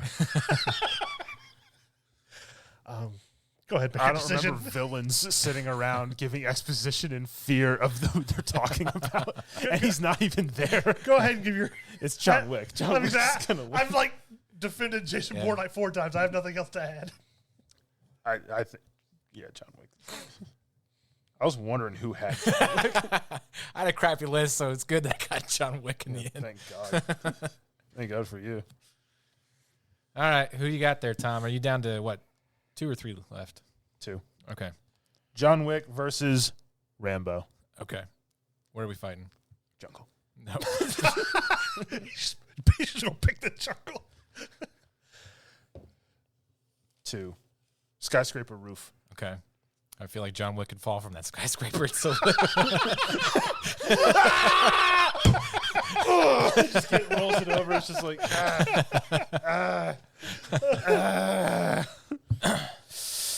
All right. You want to go first? I'm giving Rambo the ballistic knife. Okay. So John Wick has the ballistic Kevlar suit. But it didn't work against blades. He's still been stabbed. Yes, he All has right. been stabbed through it. Okay. And Rambo is a master knife-wielding man. He's also trained special forces, Vietnam veteran, multiple operations into Vietnam and Afghanistan in the 70s and the 80s. I mean, he did take down a helicopter with a bow and arrow. Yep. Yeah. As far as knives, he easily disarmed and hid in plain sight and took out multiple opponents simultaneously. But he's not fighting a helicopter. He's fighting John Wick. All right. And I think if you were to compare, bad His part is focus is narrowed. We're ranking John Wick above the helicopter. Helicopter with machine guns and rockets and missiles. John Wick. Well, sorry, helicopter. You had a good run. if you look at the kill count between the Rambo movies and the John Wick movies, I think John Wick at least doubles the kill count. Rambo kills a lot of people. Out of what I researched, he doesn't, but it's close. Well, close to doubling? No, it's the kill count is close to the same out of the Rambo movies and John Wick. I mean, Rambo has superior hand-to-hand fighting skills. I don't think so. And he has a knife I don't think so. that can shoot a blade I think into Wick's face. I think John Wick has superior hand-to-hand skills and improvised weapon skills. I think he has. But he's fighting without a weapon. I think he has insane weapon like acknowledgement skills where he could look at the blade and know that's a ballistic knife instead of because he's able to fire and use any weapon that he touches. So if he saw the ballistic, Because they're all using Glocks. he would know. No, even like when he's like using some weird like an axe or something like that, he knows how to swing it, nunchucks, all sorts of He things did assemble the revolver, disassemble and reassemble the revolver while shoots. fighting people. While fighting That people. was just to be And showy. That was just all He flash. took the Rambo doesn't slide. have time to do all that. He's just killing people. because he's not as efficient as John Wick is. Yeah, I mean, John Wick will be walking around and Rambo will come out of nowhere and just like you should have left me alone. And No.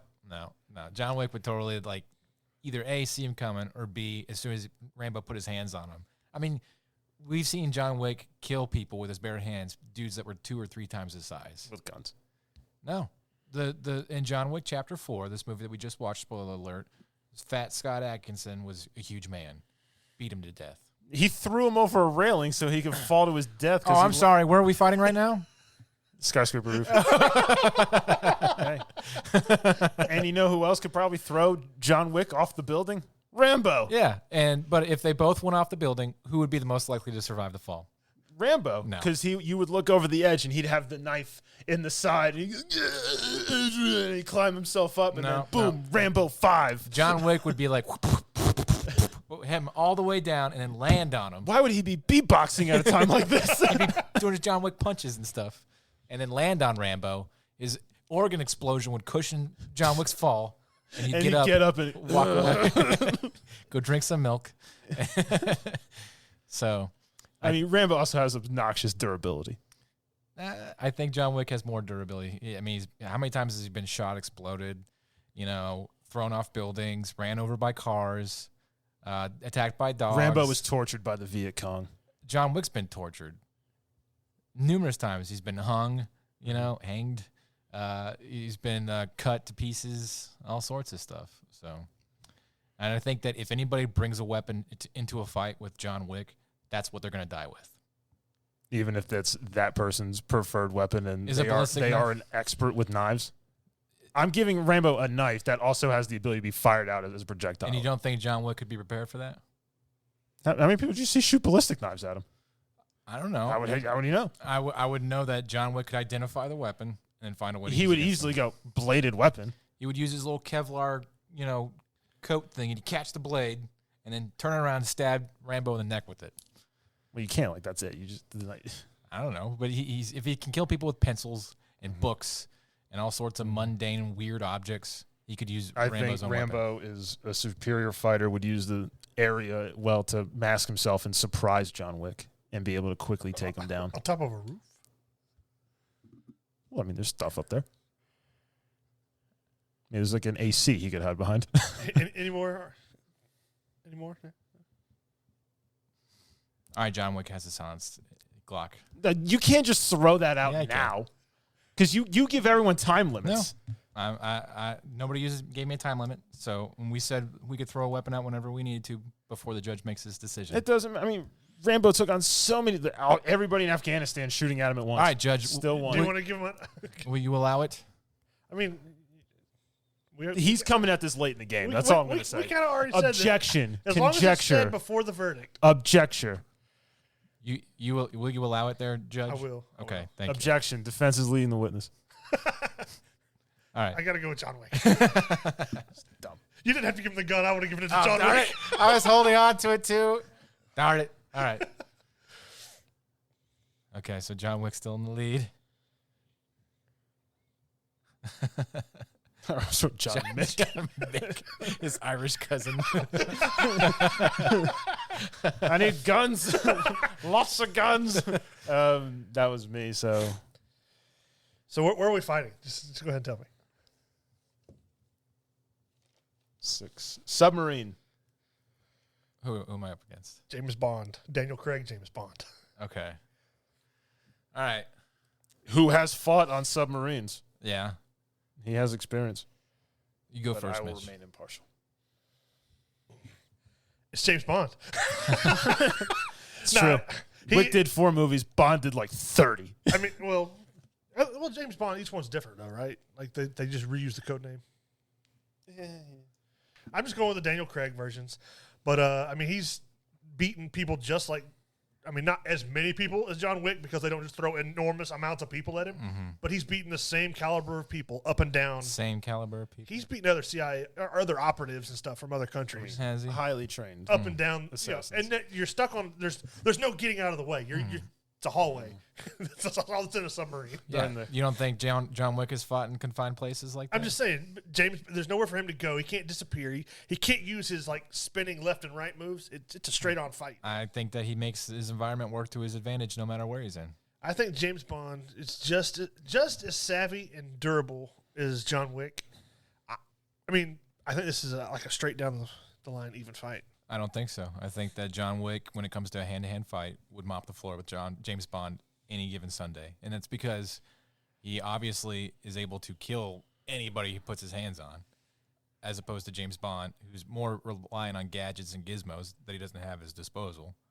And John Wick is able to use the corner of a railing for a stairs or a bunk, metal casing or something like that. He will find a way to bash in James Bond's face. We're on a submarine, Yes.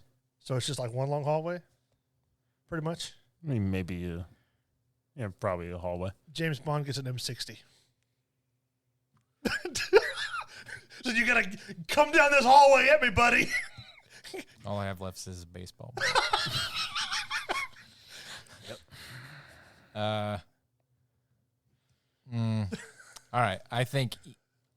What's the caliber of what's the caliber of an M60? 7.62.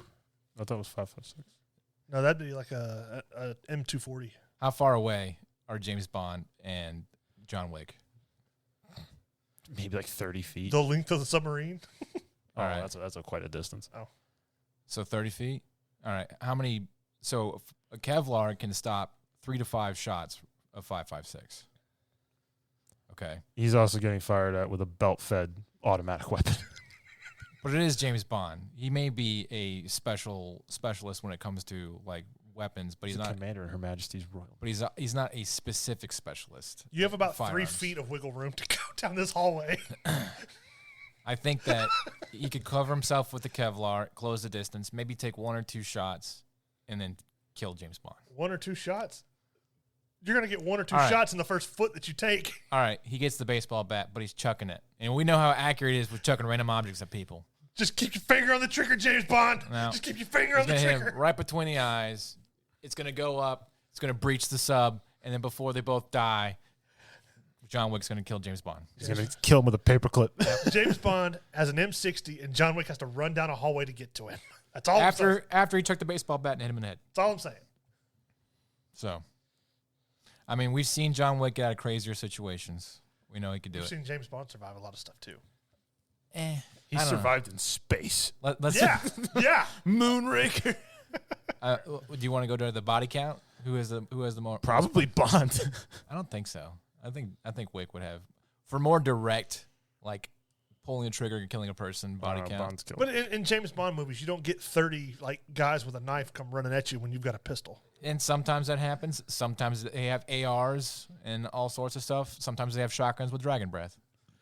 So, But they don't in this instance. I think They that have an M60. I think that John Wick, given the baseball bat as a painful distraction, he could still defeat James Bond with an M60. Okay, 352. Remember that number. That's what the body count for James Bond. Or we're coming down to the body count now. I'm just looking to see. 114. Well, he's got 20 movies compared to John Wick's 4. There's more movies coming out.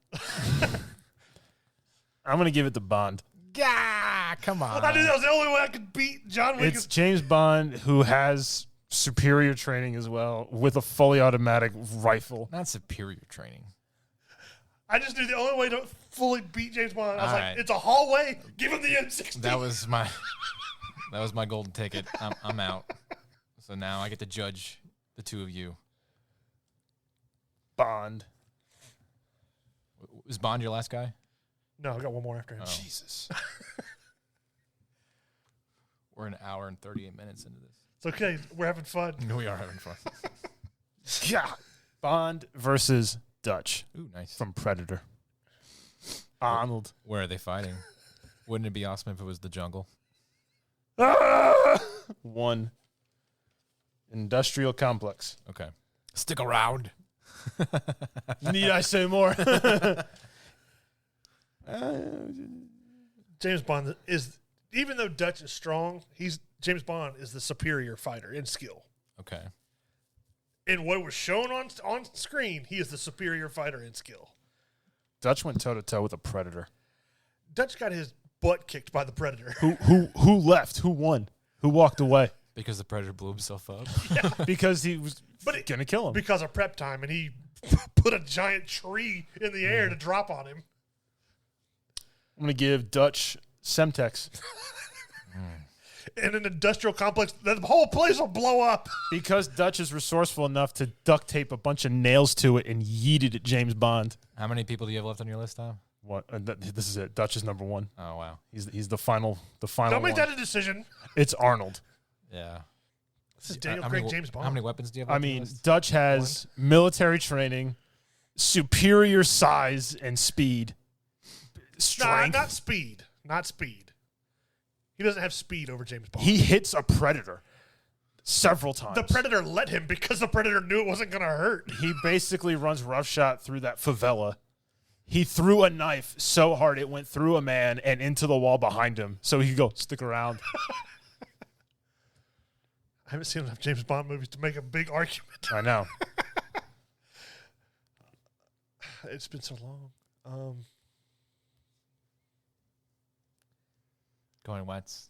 I think James Bond's resourceful enough because we're not in a jungle. We're in an industrial complex where he can use the nooks and crannies of the place to ambush attack and possibly kick Arnold into the fiery lava pit thing or to wrap a chain around his neck and strangle him. I think he's quick enough and ambushy enough to do that. Yes, I said ambushy enough. Dutch is also an ambushy kind of guy. He I lays a gigantic trap, and he also pulls like a tree up another tree on a rope while flexing amazingly. I think given the fact that he has Semtex, we got to give it to Dutch. So, sorry, Mitch. Bond has fallen. All right. We're down to the final two fighters, and we have a mystery environment to fight in. Okay? We are on a crane. So you can fall off on both sides now. It's like a crane platform? Yeah. Oh, I should did Arnold from True Lies. That's the environment I'm calling for this one. All right. For your fight? That's your guys' fight. I'm dead. John Wick was my final guy. Oh, was it? Yeah. So who versus Dutch Mitch on a crane battle? Snake Plissken with a katana. Ooh. Oh, snap. Snake Plissken with a katana. Snake Plissken does have an inordinate amount of luck. So does Schwarzenegger. And as Dutch, yeah. Okay. Then in that case, Dutch has a pump action shotgun. All right. I will hear your arguments. I mean, Snake Plissken has to close the distance to get to Arnold. Uh-huh. Arnold can obviously probably block several swings with the shotgun. Uh-huh. Also, while firing at Snake Plissken as he approaches, it's a crane. You're not going to find cover that easily. Right. Snake Plissken does not wear body armor. Mm-hmm. I doubt he doesn't need body armor. He's Snake Plissken. Yeah, he has an eye patch. He only has limited vision. Which seems to not affect him whatsoever. I mean, because he's like Clint Eastwood. He looks constipated. He's barely looking. He can't see anything. I mean, Arnold obviously had fought on several different landscapes. A crane probably would not be difficult. Okay. I'm sorry, Dutch. I'm just saying that I don't think Arnold is going to be some guy that's going to be able to tiptoe on those beams. Mm-hmm. He's a big guy. He tiptoed across that giant beam when they had to get away from Predator. He struggled to get across that while beam. carrying another person. He struggled to get across now that beam. Now he doesn't have to. He stood on top of that little plot he made in the woods in the dark and went, "Ah!" That was a cliff. To challenge Predator. And Predator's just like over there and just like looks up and goes, huh? Oh, there he was. I mean, he navigates and traverses that jungle walk and, you know. All right, so you're shooting, Snake Plissken is shooting at... Dutch is shooting at Snake Plissken. Okay. As he approaches, and if he gets close enough, he can obviously probably take several swings at the katana with the shotgun. All right. Because it is Plissken steel. Can block. Even though it's multiple pieces, Snake Plissken can block with that katana. But is Snake Plissken a renowned swordsman? He is today. No, he uses guns. I think he does get into a sword fight at some point in the movies. No. Doesn't he? Snake Plissken? It was in the second one? Snake Plissken could throw his katana and use the time to close the distance and sweep kick Dutch off the crane. That's not bad. No, I think Dutch would just hop over his leg, and then once they got close enough where Dutch could grab him, he's just going to lift him off the ground, smack him into the ceiling, and then just go, I lied, and throw him off into his death. But Dutch has his trench coat where he can use that to, like, wrap around. Why would Dutch have a trench coat? I mean, Snake Plissken has his trench coat. He can use that to wrap around. It's going to get caught on stuff, and he's going to hang up and fall. He's not wearing it. He takes it off, throws it around, wraps it around his foot, and he yanks his foot out from While under him. Dutch is going, poof, poof, poof, shooting at him, and it's just going to go. He doesn't have Kevlar trench coat. He's already closed the distance. So, he can maneuver away from the barrel of that shotgun. A special forces man is shooting at this man. What is Snake Plissken? And he's a superior hand-to-hand combatant. Snake Plissken is in terms of size, speed, is and equal strength. to special forces. But then John Wick came back from the dead and kills them both. He's the one operating the crane. You got to quit pretending that Dutch has speed over people like James Bond and Snake Plissken. He does not. He might have strength and durability, but not speed. Speed is what you need. He when does you have a close the shotgun, distance. though, Mitch. That you have to traverse across. There's one argument to be made that if you make it, I will give it to you. I've never seen the movie with Snake Plissken in it. It doesn't matter if you've seen the movie or not. You've seen enough action hero movies to make this argument. Snake Plissken goes to the control panel and yeets Arnold off the side. No. Are you done? I don't know. All right. I give it to Dutch. Woo! And that's that was your last two, right? That was it. If you had said, because these are action heroes, and if it's a life and death situation, the underdog is always the one that wins in an action hero situation like that. But we're not using plot holes. I would have given it to you. So the winner is Arnold. Dutch. Dutch from Predator. I guess if you could beat a predator, you win. Yeah, if you could beat up a Predator, you win. Oh, I get a prize? Yep. And because you are I feel such like it's going to be Hayden's dry cleaning receipt. Take care of this. because you're such a macho man action hero savant, you get Beef jerky. Black pepper elk jerky from the House of Jerky. Manly. This is a little amount. That's an expensive amount, so All right, fair enough. Thank enjoy. you. Oh man, that was almost a 2-hour special. If you made it this far, because God bless you. If you disagree, by all means, please get on our social media, entertain this podcast. Tell us what you totally, because like John Wick should have totally won. When it comes to these weapons, we handpicked 5 weapons for our team ahead of time, so that's why we just threw them in there. Yeah. We only had 5 weapons. I'm glad my strategy of not using weapons till the very end, because I still had the nightstick left. I used them when I had to. So you had to burn the M60 to kill John Wick. But this was fun. And listeners, if you enjoyed this, if you want us to do something similar to this, maybe not to this length, but something similar in the future, we could do like science fiction heroes or, best, I don't know. Comic book hero. Yeah, whatever. And see Dr. Manhattan. We could find ways like tools and environment to kind of equalize the fights and see what happens. But let us know on entertainthispodcast.com or any of our social media platforms, and we would love to do this in the future. If so, you enjoyed. That's it for this special. Tune in for our Thursday special, because I'm assuming this comes out after our Monday. Okay. Whenever Mitch releases it. Right. And but we're here every Mondays and Thursdays, and whenever specials like this come out. So goodbye from Mitch. Bye. Goodbye from Tom. Bye, Tom. Goodbye from me. Hey, goodbye. That was a long one.